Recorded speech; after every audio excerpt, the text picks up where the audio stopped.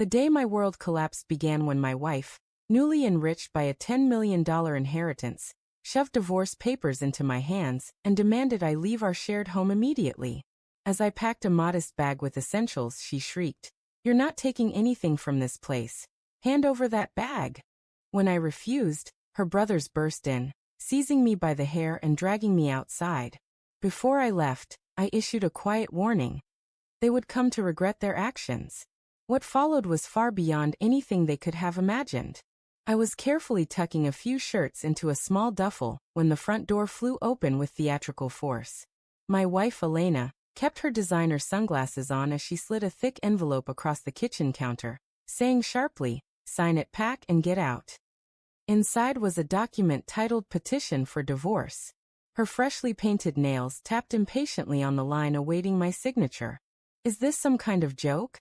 I asked, stunned. "Your uncle's funeral was just last week." Her voice was icy, unyielding. "No joke. The trust funds came through today, millions. I'm done supporting your little hobbies." I kept my composure. "My work isn't a hobby, and this house is mine too." She smirked, pulling out her phone to record me like I was some oddity. "It was yours. Now it's mine. No arguments, Liam. Pack and leave." Her brothers, Victor and Dimitri, stormed in, their presence heavy with intimidation. Victor, all brawn and cheap cologne, led the way, while Dimitri's smug grin trailed close behind. They stood like nightclub bouncers. Elena pointed at my bag. "He's taking nothing. Hand it over." I gripped the duffel tighter. "It's just my clothes and laptop, my personal items." Dimitri scoffed, "Losers don't keep laptops." I'd started recording on my phone the moment the envelope hit the counter, the timer now past 1 minute, 42 seconds. "Elena," I said, softening my tone. "We've been married 7 years. I paid for your bar exam twice, stayed with your mom in the ER, cooked for your uncle during his chemo. We don't have to handle this like this." Her laugh was sharp, biting. "Always with your speeches. Here's mine. You're a drain on my image, my money, every space you take up. Sign the papers, drop the bag, and leave with some dignity." I zipped the duffel closed. Suddenly, Victor grabbed my hair, yanking me back so hard my vision blurred. Dimitri lunged for the strap, and my phone skidded across the floor, still recording. Elena's voice rang out, clear and commanding. "Get him out. He's trespassing." I clenched my jaw, pain radiating through my scalp. "You can't trespass in your own home." They dragged me to the porch, my feet struggling for balance. A neighbor pushing a stroller glanced up, startled, before ducking behind a bush. For a moment, I considered fighting back, but years of handling cases where one rash move ruined a clean record stopped me. They threw me onto the steps, Dimitri snatching the bag as he retreated inside. The door slammed, the smart lock beeping ominously. Elena cracked the door just enough to nudge the envelope toward me with her foot. 30 minutes to leave, or I call the police and say you're unstable. Choose carefully, Liam." I stood, brushing dirt from my jeans, and faced the trio in the doorway. Elena radiant in her moment of triumph, her brothers puffed up with bravado. "Fine," I said, meeting each of their gazes. "You just committed felony assault, caught on video. You tried to illegally evict a co-owner, threatened a false police report, and blocked me from my property. I'm going to the ER, then the police, then the trustee handling your inheritance, Elena. Because you didn't read the trust." Her chin twitched slightly. "What trust?" Victor demanded, the term unfamiliar to him. "The one with a conduct clause," I replied. "The one your uncle had me review before signing. It stops payments if the heir commits crimes or acts of moral failure, like assault, fraud, or abusing the system." Elena's mouth opened, then snapped shut. "You're bluffing." I gave a tight smile. "Then you have nothing to worry about." I walked away, scalp stinging, hands shaking, but my mind, honed by years of meticulous legal work, already plotting the next steps. There are photos of my torn hair, medical documentation, the time-stamped video, doorbell footage, the neighbor's testimony, a 911 call, a protective order, a motion for sole possession of the house, an injunction to freeze assets, and a notice to the trustee about Clause 9.3, misconduct. At the curb, I turned back. You'll regret this, I said, calm as a weather report. Sooner than you think. I didn't wait for their reply. In my car, I drove to urgent care, where the nurse's grimace and rapid typing confirmed the severity of my injuries. I asked her to note the assailants as my wife's brothers and the location as our shared home. Then I called the non-emergency police line. Precision matters when setting a chain of events in motion. At a budget hotel near the courthouse, I let out a dry laugh, setting an absent bag by the bed out of habit. On my work laptop, I drafted 3 emails. One to Detective R. Alvarez with the assault video, one to my lawyer requesting an emergency restraining order and exclusive home use, and one to S. Mendel, the trustee, flagging a potential Clause 9.3 violation. The video's freeze frame showed Victor's fist in my hair, Dimitri grabbing my bag, and Elena declaring me a trespasser. I hit send, then lay back with an ice pack, letting the weight of 7 years, holidays, hospital visits, quiet evenings, settle into a dull ache of grief mixed with resolve. My phone buzzed with an unknown number, then Mendel Trust. I let both go to voicemail. Timing is critical when reclaiming your life. Evidence first, action later, consequences dressed as justice. The next morning, my phone was flooded with notifications, emails, voicemails, calls from the same people who'd humiliated me hours before. My lawyer's message was brief. We have everything. The video is airtight. Don't contact Elena or her brothers. I'll handle it. We're filing for exclusive home possession today. By week's end, the police will be at their door, not yours. Detective Alvarez followed. Mr. Novak, the footage clearly shows assault. We've sent officers to interview the neighbor who witnessed it. Charges are coming, and the DA will contact you. The most satisfying came from Mendel Trust. We've received your notice of a possible Clause 9.3 violation. The video is under review. Disbursements to Ms. Elena Novak are paused pending investigation. By noon, an unknown number rang. Against my better judgment, I answered. Elena's voice, frantic and shrill, burst through. Liam, what have you done? The trust froze my accounts. I can't access a penny. I have bills, plans. I let her rant for 30 seconds before cutting in, voice cool as frost. I warned you you'd regret it. This is just the start, Elena. You brought this on yourself. She shifted to a sweeter tone. We can sort this out. Let's talk, a settlement, whatever you want. I replied, save it for court, and ended the call. That evening, my lawyer called, barely concealing his amusement. Victor and Dimitri thought roughing you up was no big deal. The DA disagrees. Charges are filed. Any conviction ties back to the trust's conduct clause, linking Elena's inheritance to their foolishness. I pictured the brothers' bravado crumbling in handcuffs. For the first time in days, my scalp felt less heavy. That night in my hotel room, I drafted another email. Not to lawyers or trustees, but to a journalist friend who loved exposing high society scandals. I didn't send the video yet, just hinted at the story. Prominent family inherits millions, faces assault charges and trust freeze in a day. Her reply came quickly. Tell me everything. I smiled. This wasn't just about money. It was about ensuring Elena, her brothers, and their smug family couldn't paint themselves as victims. The truth would echo loudly.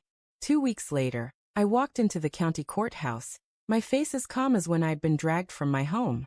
The bruises had faded, replaced by polished shoes and a folder of ironclad evidence. Elena arrived with her brothers, their arrogance barely dimmed despite pending charges. She wore a confident smirk, as if wealth could erase consequences. Her lawyer whispered to her, but her composure faltered when the DA entered with a box of files. The bailiff called the court to order. The judge, a no-nonsense figure who despised theatrics, reviewed the case. This involves criminal assault charges and civil divorce and property disputes, with significant funds at stake. Let's proceed. Elena's lawyer spoke first. Your Honor, this is just a bitter husband reaching for my client's rightful fortune. The judge cut him off. Spare me the drama. Show me evidence. My lawyer stood, projecting the video. Elena's brothers pulling my hair, her shouting as I clung to my bag, the moment they shoved me out. The gallery gasped. Even the judge's eyebrows rose. Clear battery, she declared. The DA may proceed with charges against the brothers. Victor muttered a curse. Dmitry went pale. My lawyer then presented the trust agreement, highlighting Clause 9.3. Misconduct triggering criminal liability suspends inheritance access. The court notes Mrs. Novak's funds are currently frozen, he said. The judge nodded, eyeing Elena. You filed for divorce the day you inherited millions. Your brothers assaulted your husband in your presence, and you claim to be the victim? Her lawyer stumbled. Elena's lips trembled. I leaned to my attorney, who addressed the court.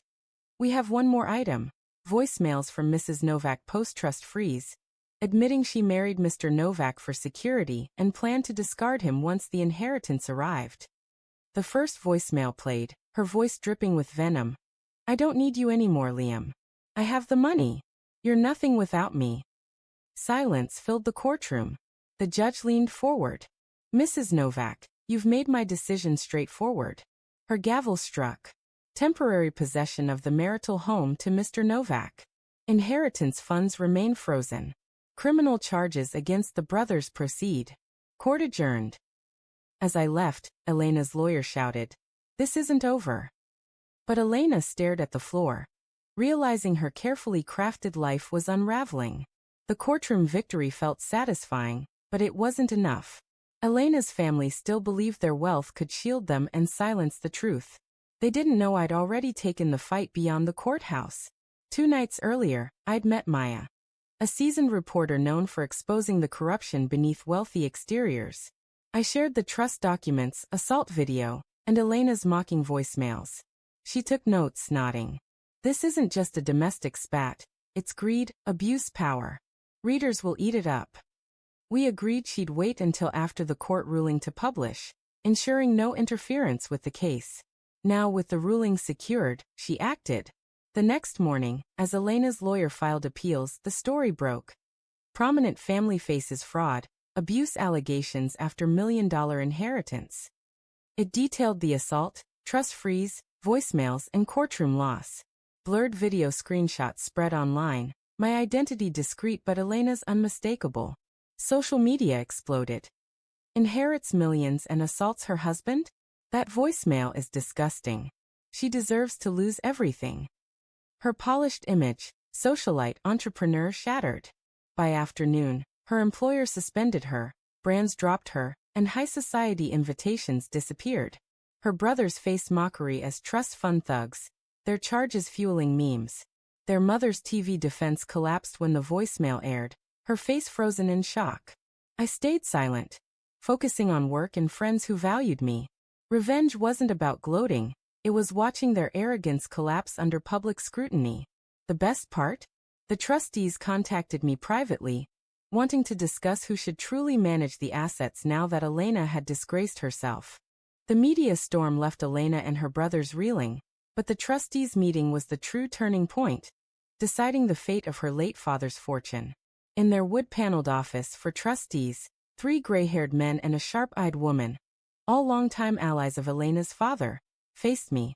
They'd seen me quietly learn boardroom strategies under his mentorship. Mr. Sterling spoke first. Clause 14 of the trust prohibits asset transfer to an heir involved in criminal or egregious misconduct. The court confirmed her actions as abuse, and the media has destroyed her reputation. We must decide who manages these assets now. I expected a temporary role, but Ms. Carter slid a document across the table. We've reviewed your history with the company and your work under her father. He trusted you. With your ex-wife discredited, you're the most reliable candidate. The contract appointed me to oversee the real estate empire, $200 million in assets. By the time Elena learned, a press release had announced it. She stormed the trustees' building, cameras following, screaming about conspiracies. Her brothers, restricted by ankle monitors, tried bullying past security, only to be mocked by reporters. In the boardroom, she pointed at me, trembling with fury. You stole this. I stood calmly, the press capturing every word. No, Elena, you lost it the moment you thought wealth made you untouchable. Her screams echoed as I walked out. The new CEO of the empire she'd once claimed. That night, in the penthouse she'd boasted about, I felt no joy, only clarity. greed, arrogance, cruelty. They'd stripped her bare. I'd simply held up a mirror for the world to judge. Months later, the scandal faded from headlines, but not from Elena's life. Her criminal record barred her from corporate jobs, friends abandoned her, and her brothers, bitter after jail, cut ties. The mansion she'd flaunted was foreclosed, leaving her in a small apartment far from the city, spotted at discount stores by those who remembered her downfall. Once admiring peers now whispered her story as a cautionary tale. I rebuilt quietly, running the empire with integrity, funding scholarships in her father's name, supporting housing initiatives, hiring those her family had overlooked. My children thrived in a home free of conflict, peace now a foundation, not a luxury. One evening my daughter asked, "Dad, why don't you talk about Mom anymore?" I smiled gently. Some stories are told just once. The last time I saw Elena, she stood outside a charity gala I hosted, uninvited, peering through the glass at the life she'd thrown away. Her eyes, hollow and desperate, met mine. I turned to my children, raised a glass and toasted. Elena had chased wealth, power, freedom. She got silence, shame, regret. I had respect, family, peace. Things her millions could never buy. Was this justice well earned? Share your thoughts below. If this story strikes a chord, share it with someone who needs its spark. For more tales of betrayal and reckoning, stay tuned. Every lie meets its truth, every shadow finds its light.